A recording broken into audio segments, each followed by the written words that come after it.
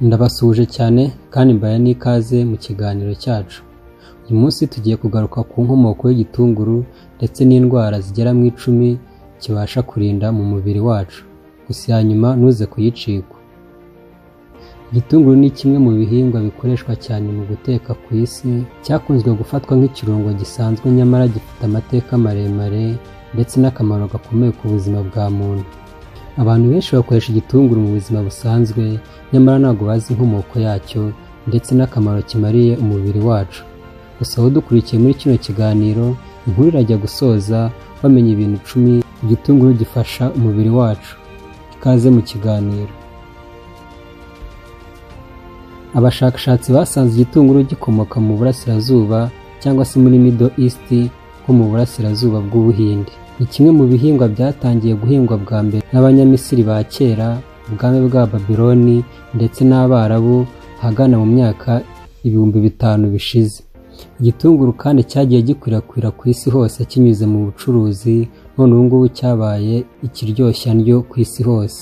Ngamunyemerera aka kanya tugaruke ku bintu 10 igitunguru kigirira akamaro umubiri wacu. Icyambere, kigabanya umuvuduko w'amaraso. Igitunguru kirimo ikinyabutabire bita quercétine gifasha kugabanya hypertension no kurinda umutima. Kandi iki kinyabutabire bita quercétine dusanga mu gitunguru kinaboneka nko muri pome, borokori ndetse n'ibindi byatsi bibisi birimo nka dodo. Akandi kamaro ka kabiri igitunguru kigirira umubiri, iya kabiri, gutembera kw'amaraso neza. Igitunguru kandi tugisangamo ikinyabutabire bita sulfur compound dukunda gusanga nko muri tangawizi. Iki kinyabutabire dusanga cyane muri tangawizi no mu gitunguru bituma amaraso adafata mu mitsi, aribyo kunze kwita blood clots. Iya gatatu, kirwanya mikorobe cyangwa se icyo bita antibacterial. Igitunguru kirwanya bakteri na virusi zitera inkorora cyangwa se ibicurane n'utundi turwara twa hato na hato.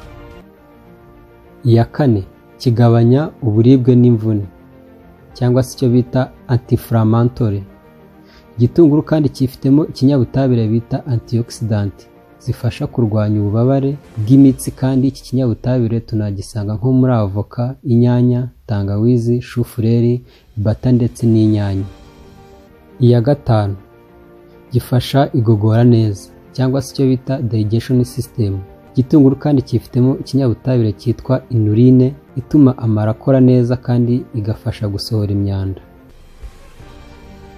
Iya gatandatu, gusukura umwijima cyangwa se icyo bita liver detox. Igitunguru kandi gifasha umwijima mu gusohora uburozi n'ibindi binyabutabire bibi mu mubiri. Iya karindwi, gukingira umutima cyangwa se icyo bita heart health. Igitunguru gihangana n'amaraso mabi bakunze kwita LDL, kigatuma umutima ukora neza kandi bigatuma ibinure biba mu maraso no mu bice bitandukanye by'umubiri bimera neza, bityo bikarinda indwara y'umutima. Iya munani, ubudahangarwa cyangwa se icyo bita immunity boost. Kandi igitunguru cyifitemo vitamine C, bityo kikaba gitanga ubudahangarwa bw'umubiri mu kwirinda indwara. Kurwanya kanseri. Igitunguru kandi cyifitemo ubudahangarwa bwo kugabanya ibyago byo kwandura kanseri zimwe na zimwe. Ubushakashatsi bugaragaza ko igitunguru kigabanya ibyago byo kwandura kanseri y'amara ndetse n'iy'uruhago. Iya 10, kuruhuka k'ubwonko cyangwa se icyo bita stress and sleep support.